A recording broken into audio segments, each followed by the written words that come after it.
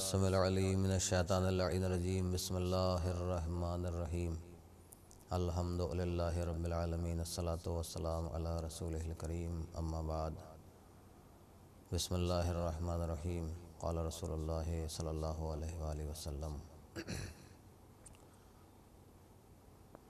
حسین منی وانا من الحسین۔ ناظرین محترم،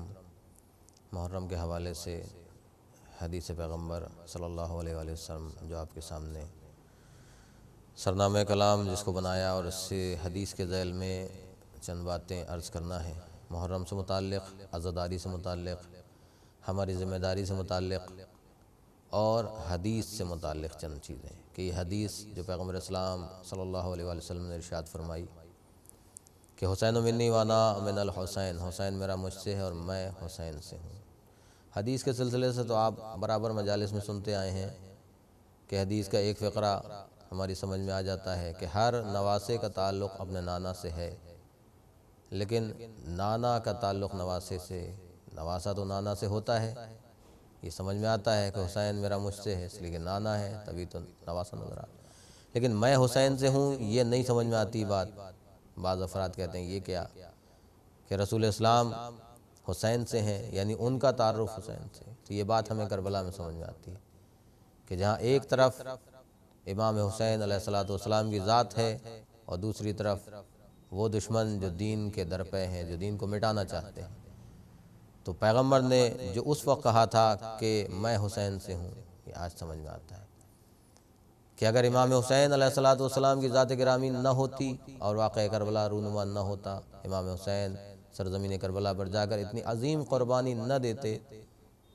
تو گویا دنیا میں کوئی نہ تو لا الہ الا اللہ کو پہچاننے والا ہوتا، نہ محمد رسول اللہ کو پہچاننے والا ہوتا۔ یہ تو حدیث سے متعلق جلدی دو تین باتیں عرض کر دی، لیکن جو ہماری ذمہ داریاں ہیں محرم سے متعلق، کیونکہ تقریر کے انداز میں چند باتیں عرض کروں گا کہ ہماری ذمہ داریاں کیا ہیں محرم سے متعلق، ہماری ذمہ داریاں ایام عزا سے متعلق، ہماری ذمہ داریاں۔ یہ غم کا مہینہ ہے جو پہلی محرم سے شروع ہوتا ہے، سال کا آغاز بھی ہمارے غم سے شروع ہوتا ہے، پہلی محرم۔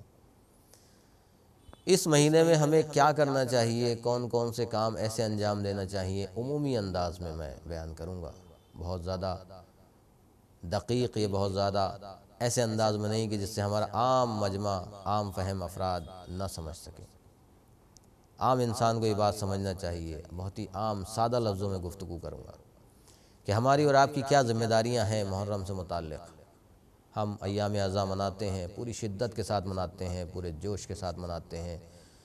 پورے استقبال میں اپنی جان اور مال سب کچھ قربان کرنے میں لگے رہتے ہیں، لیکن یہ ہماری جان اور مال یہ صحیح جگہ پر صرف ہو، اس کا ہمیں اندازہ ہونا چاہیے کہ ہمیں اس کا اندازہ ہے کہ ہم اپنی جان اور مال جو صرف کر رہے ہیں یہ صحیح مقام پر، صحیح جگہ پر، صحیح طریقے سے خرچ ہو رہا ہے، صرف ہو رہا ہے۔ اگر ہمیں یہ معلوم ہے کہ ہم صحیح طریقے سے اس کام کو انجام دے رہے ہیں، اپنی جان اور مال کو صرف کر رہے ہیں صحیح مقام پر، صحیح جگہ پر، تو ہمارے یہ عمل جو ہے یہ عبادت کے درجے میں آ جائے گا۔ لیکن اگر ہم اس بات سے ناواقف ہوں یا جانتے ہوں، ہمیں معلوم ہو، ہمیں علم ہو کہ ہمارا یہ مال جو ہے یہ غلط طریقے سے صرف ہو رہا ہے، یہ جان جو ہم لگا رہے ہیں، جو استقبال عزا ہم کر رہے ہیں، اس میں وہ انداز نہیں ہے جسے سرکار سید الشہداء خود پسند کریں، یا اللہ پسند کرے، یا رسول اللہ صلی اللہ علیہ وآلہ وسلم پسند کریں، شہزادی فاطمہ زہرا سلام اللہ علیہا پسند کریں۔ اگر یہ وہ انداز نہیں ہے تو پھر ہمارا جان دینا، ہمارا مال سب کچھ بیکار ہے۔ لہٰذا ہمیں یاد رکھنا چاہیے کہ سب سے پہلی چیز تو اپنی زندگی میں جو ہم کوشش کرتے ہیں، اور الحمدللہ کوشش کرنے والے بہت ہیں، کہ ہم رزق حلال حاصل کریں، کیونکہ مسلمان کے لیے پہلا فریضہ یہ ہے کہ وہ رزق حلال حاصل کرے۔ حلال رزق کے ساتھ اس حلال رزق کو ہم عزاداری میں صرف کریں، عزاداری میں خرچ کریں، تو جتنا زیادہ ہم خرچ کریں گے اللہ ہمارے رزق میں اور برکت دے گا، اور زیادہ برکت دے گا۔ اور یقیناً جو لوگ کربلا زیارت کے لیے جاتے ہیں یا گئے ہیں، یا ہر سال خدا انہیں توفیق دیتا ہے کہ وہ جاتے ہیں، تو انہیں اندازہ ہوگا کہ وہ جا کر وہاں دیکھیں کربلا میں کہ جن کے پاس کچھ نہیں ہوتا ہے، وہ ایک ہاتھ میں گلاس میں پانی لے کر چند کوزے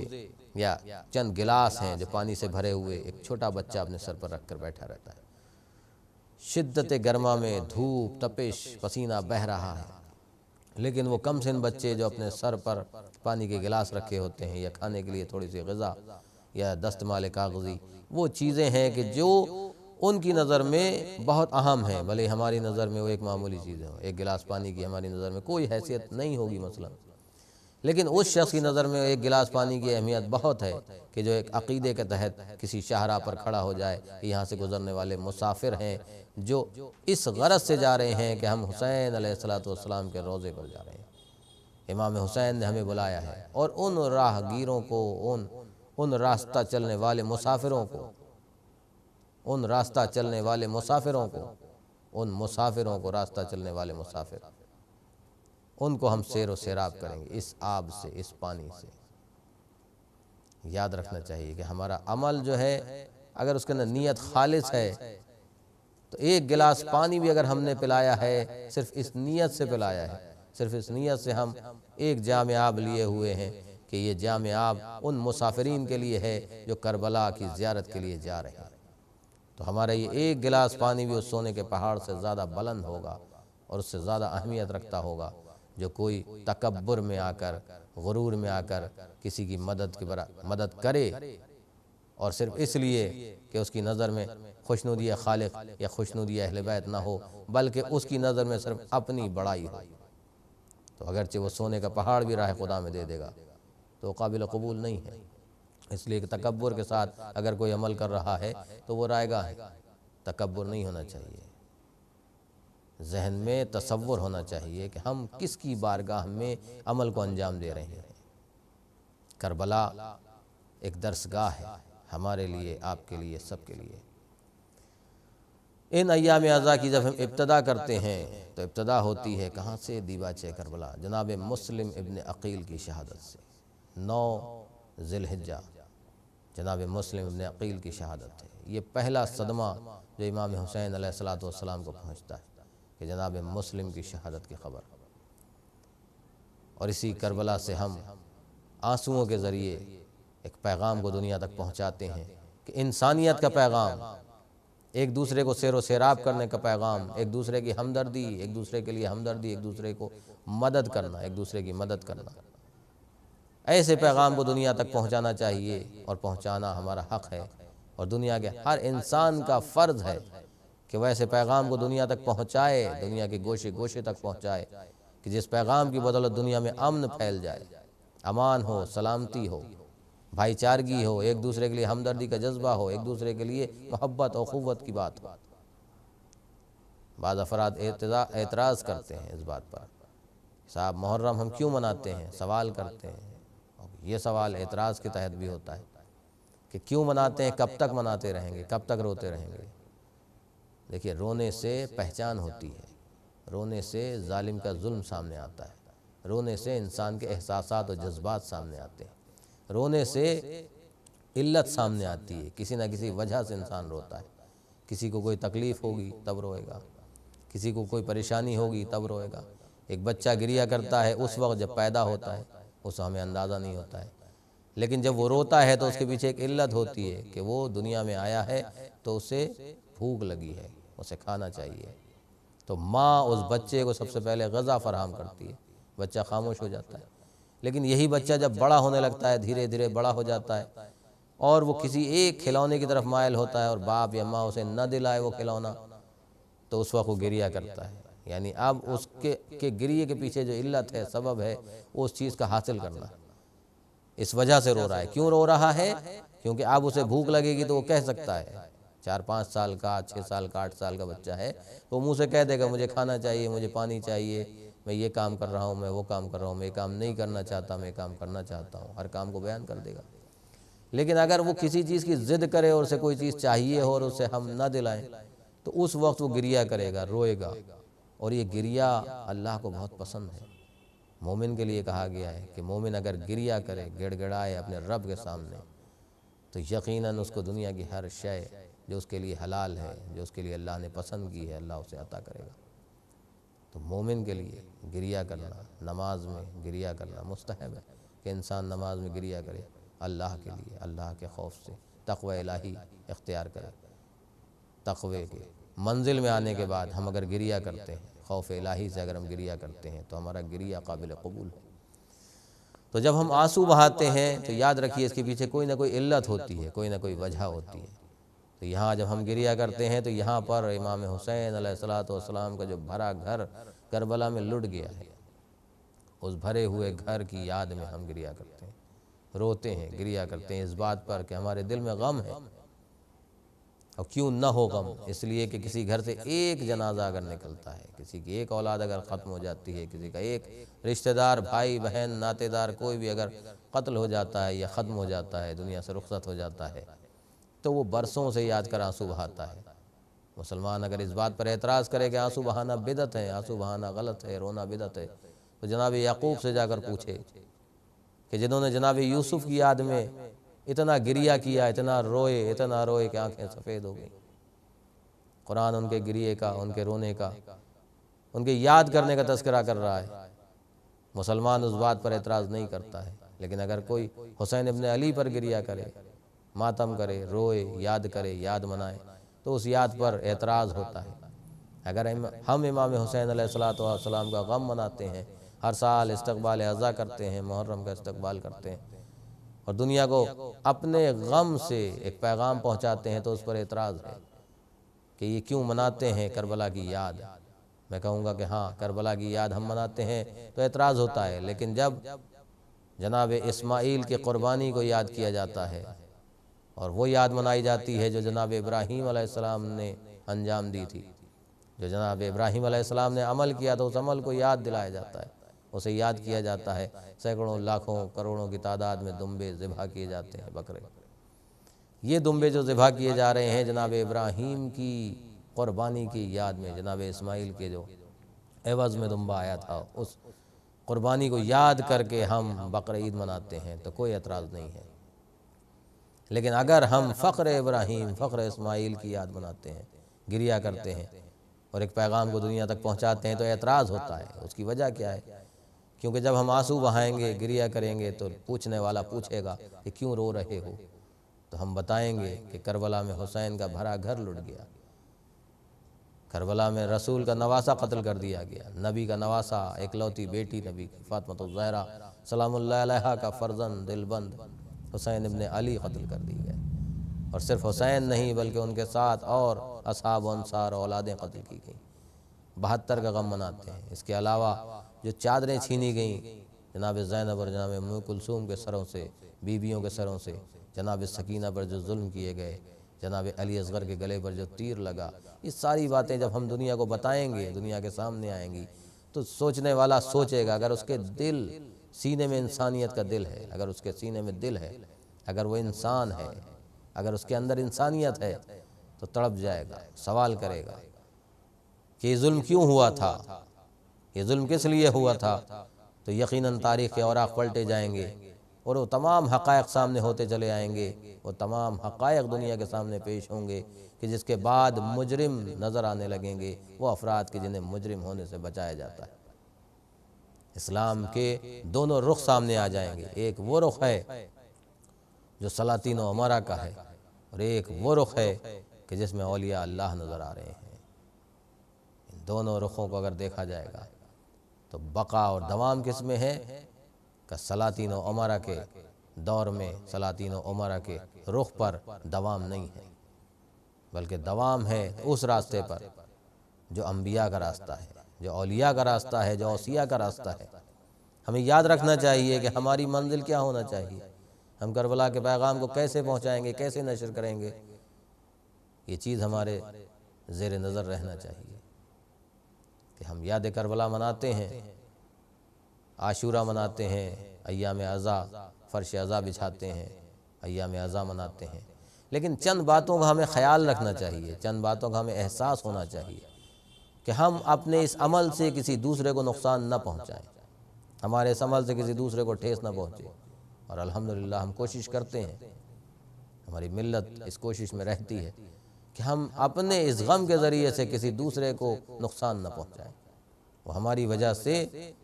تکلیف میں نہ آئے۔ سبیلیں لگائی جاتی ہیں تو اس حد تک لگائی جاتی ہیں اور اس انداز سے لگائی جاتی ہیں کہ چلنے والوں کو راستہ بھی ملتا ہے اور جو پیاسے ہیں انہیں پینے کے لیے پانی بھی مل جاتا ہے۔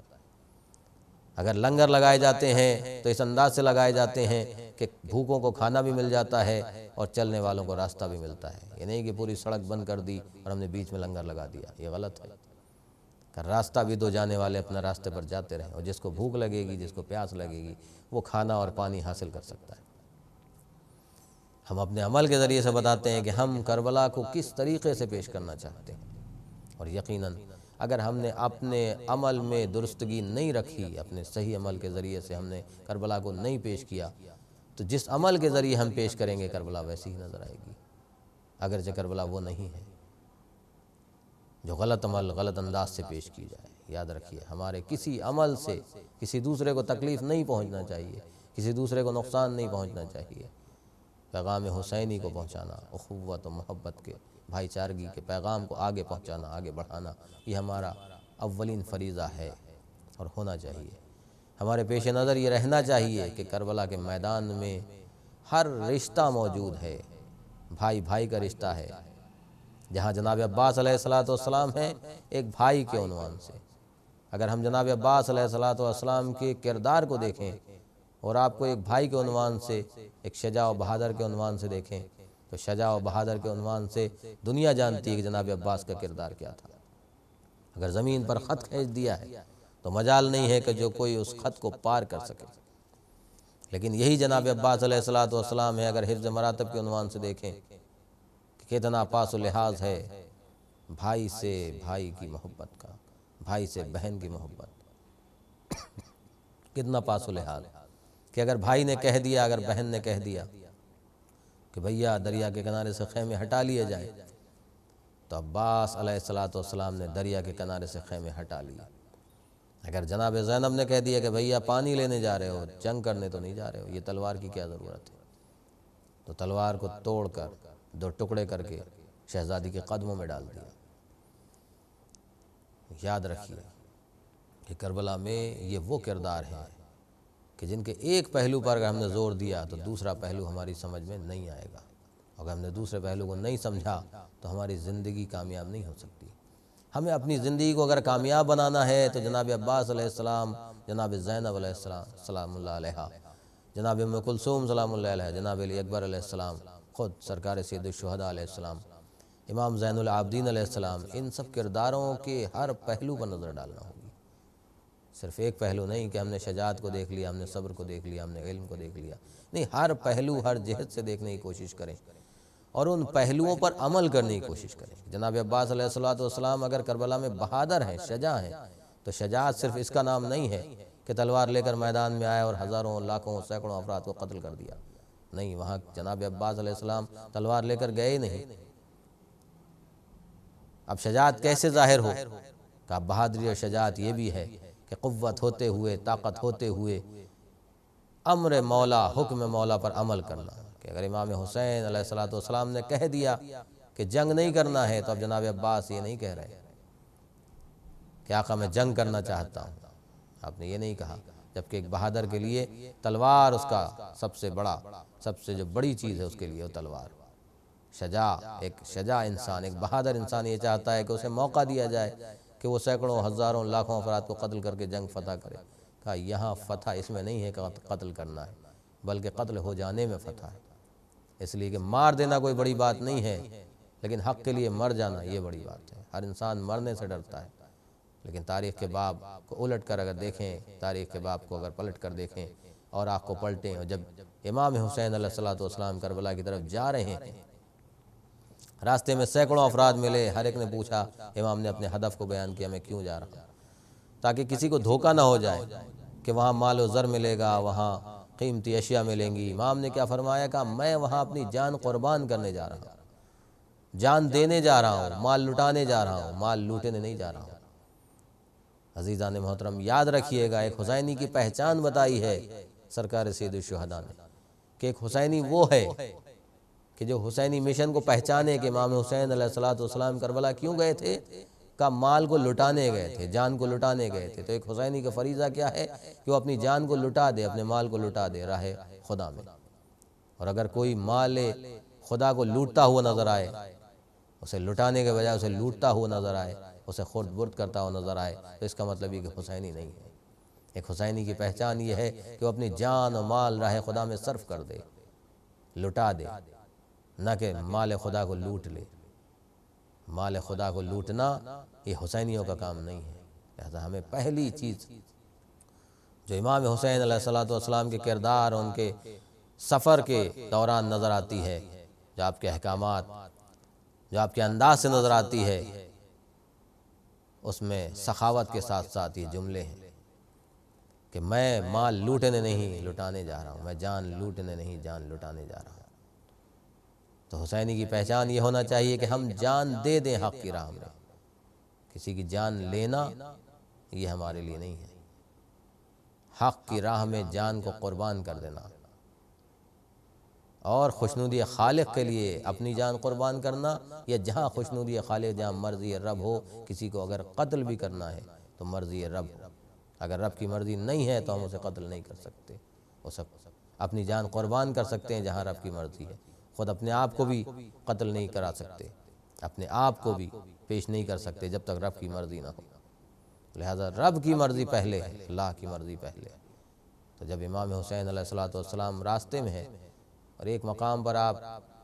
آنکھ لگ جاتی ہے، ہلکی سی غنودگی جسے کہتے ہیں، اور ایک مرتبہ آنکھ جو کھلی تو کلمہ استرجاع پڑھا۔ اب جو کلمہ استرجاع پڑھا، انا للہ و انا الیہ راجعون، تو جناب علی اکبر نے سوال کیا کہ بابا یہ اس وقت کلمہ استرجاع، کیا مجھے ایسا محسوس ہوا کوئی کہہ رہا ہے کہ یہ قافلہ جتنے تیزی سے آگے بڑھ رہا ہے گویا موت اس کے پیچھے پیچھے، یہ موت کی طرف آگے بڑھ رہا ہے۔ جناب علی اکبر نے ایک سوال کیا کہ بابا کیا ہم حق پر نہیں ہیں؟ کہا نہیں، ہم حق پر ہیں۔ تو جناب علی اکبر کے اس سوال پر جب کہا کہ امام حسین علیہ السلام نے کہ ہم حق پر ہیں، تو جناب علی اکبر نے جواب دیا کہ بابا پھر موت ہم پر آ پڑے یا ہم موت پر جا پڑے، ہمیں کوئی فرق نہیں پڑتا۔ اس کا مطلب اگر ہم حق پر ہیں تو ہم قتل ہو جائیں، مار ڈالے جائیں، ہم موت پر جا پڑے، موت ہم پر آ پڑے، ہمیں کوئی فرق نہیں پڑنا چاہیے۔ ہمیں یاد رکھنا چاہیے کہ اس غم کو منانے کے لیے ہمیں اپنی جان، مال، ہر چیز کا فدیہ دینا، ہر چیز کو راہ خدا میں قربان کر دینا، یہ عزم ہمارا ہونا چاہیے، پہلا عزم، اور خلوص نیت سے ہونا چاہیے۔ اور جو مال اور جو جان ہم راہ خدا میں قربان کرنے کے لیے پیش کر رہے ہیں، اس کا پاک اور صاف ہونا بھی ضروری ہے۔ اسی لیے مال کے لیے حلال ہونا ضروری ہے کہ مال حلال ہو۔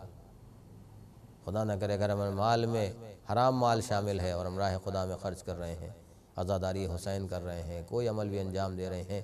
جو مال پاک نہیں ہے، اگر اس سے کر رہے ہیں تو پھر اس کے لیے یاد رکھیے کہ وہ قبولیت کی منزل میں نہیں آ سکتا۔ اسی طریقے سے جان جو ہم راہ خدا میں قربان کر رہے ہیں، وہ جان بھی ہماری راہ خدا میں جو ہم قربان کر رہے ہیں اس میں عقیدہ درست ہونا چاہیے، اس میں ہمارا عمل صحیح ہونا چاہیے۔ احکامات الہیہ پر عمل کرنے کے لیے ہماری نیت صحیح ہونا چاہیے، کیونکہ ہم نماز بھی پڑھتے ہیں اور خضوع اور خشوع کے ساتھ پڑھتے ہیں تو وہ نماز ہماری قبولیت کی بارگاہ میں، اور اگر ہم نے نماز کو عبادت نہیں بلکہ عادتاً پڑھ دیا تو یاد رکھیے کہ پھر وہ نماز قبول تو ہو جائے گی کہ عادتاً ہے ہم نے نماز پڑھی، لیکن وہ نماز اولین شے میں آ جائے، ہمارے لیے بالا ہو جائے، ہمارے مرتبے کو بلند کر دے، یہ ممکن نہیں۔ لہٰذا ہمیں کربلا سے درس حاصل کرنا ہے۔ یہ وہ دن چل رہے ہیں کہ جن دنوں میں ہم غم مناتے ہیں، کیوں نہ غم منائیں، اس لیے کہ یہ وہ غم ہے کہ جس کو خود اللہ کا رسول، خود اللہ کے تمام ملائکہ، خود خدا مناتا ہے۔ یعنی خدا اس غم کو پسند کرتا ہے منانا، اور اس غم میں اتنی برکت ہے کہ جو لوگ اس غم کو منانے کے لیے فرش عزا بچھاتے ہیں ان کے گھروں میں ملائکہ تشریف لاتے ہیں، انبیاء آتے ہیں، شہزادی کونین فاطمہ الزہرا سلام اللہ علیہا تشریف لاتی ہیں۔ اور یاد رکھیے جب بی بی زہرا کسی کے گھر میں آ جائیں، جب ملائکہ گھر میں تشریف لے آئیں، جب ائمہ معصومین علیہ السلام گھر میں تشریف لے آئیں تو وہ گھر نعمتوں کا مسکن بن جاتا ہے۔ بہترین خلائق اگر کسی گھر میں آ جائیں تو وہ گھر کتنا عظیم گھر بن جائے گا، ہمیں اس کو یاد رکھنا چاہیے۔ اہتمام کے لیے، کربلا کو دنیا تک پہنچانے کے لیے ہمارا پہلا فریضہ یہ ہے۔ بس عزیزان محترم، دو ایک جملے اور میں اپنی بات کو ختم کروں کہ ہمارا پہلا فریضہ یہ ہے کہ ہم اس عمل کو جب بھی انجام دیں، یعنی واقعہ کربلا کی یاد جب بنائیں، تو آنسوؤں کے ساتھ ساتھ ہمارا دل، ہماری روح، ہماری نیت سب پاک و صاف ہونا چاہیے، اور ہم اس طریقے سے غم منائیں کہ اس میں افراط و تفریط نہ ہو، اس میں کوئی فرق نظر نہ آئے۔ مجلس حسین میں امام حسین علیہ السلام کی ذات کو نظر میں رکھیں، یہ نہ سمجھیں کہ فلاں کی مجلس سے اس لیے شرکت نہیں کریں گے، فلاں کی مجلس سے اس لیے شرکت کریں گے، فلاں کی نہیں، بلکہ مجلس امام حسین علیہ السلام، لہٰذا ہم مجلس میں جائیں گے، گریہ کریں گے، ماتم مجلس شریک ہوں گے، اور دنیا کو اس پیغام کے ذریعے سے یہ بتائیں گے کہ ہم کسی کو نقصان نہیں پہنچانا چاہتے۔ ہمارے عمل سے اگر کسی کو نقصان پہنچ رہا ہو تو دنیا بتائے۔ ہمارے اس عمل سے دنیا کو بس اتنا نقصان ضرور ہے کہ جو ظالم ہیں وہ خوفزدہ ہوتے ہیں، کیونکہ مظلوم کے عمل سے ظالم خوفزدہ ہوتا ہے، کہ جب مظلوم آہ بھرتا ہے، جب مظلوم آواز بلند کرتا ہے تو ظالم سوچنے پر مجبور ہو جاتا ہے کہ اس مظلوم کے حمایتی بھی کھڑے ہوں گے، ہو سکتا ہے تعداد بڑھ جائے اور ظالم کی حکومت خطرے میں آ جائے۔ تو لہٰذا اگر کوئی عزاداری کا دشمن نظر آتا ہے تو وہ سمجھ لیجئے کہ وہ یزیدی حکومت کا کوئی نہ کوئی نمائندہ ہے، وہ یزیدیت کا ماننے والا ہے کہ جو حسینیت کے پیغام کو روکنے کی کوشش کرے۔ ورنہ اگر کوئی انسان ہے تو وہ کسی مسلک کا ہو، کسی مذہب کا ہو، چاہے ہندو ہو یا مسلم ہو، شیعہ ہو یا سنی ہو، کسی بھی مسلک کا ہو، اگر انسان ہے تو وہ انسانیت کے پیغام کو آگے بڑھانے کے لیے اسے کبھی روکے گا نہیں، بلکہ خود بھی ساتھ میں شانہ بشانہ ہو کر اس پیغام کو آگے بڑھائے گا۔ میں دعا کروں گا کہ پروردگار عالم ہم سب کو توفیق عطا کرے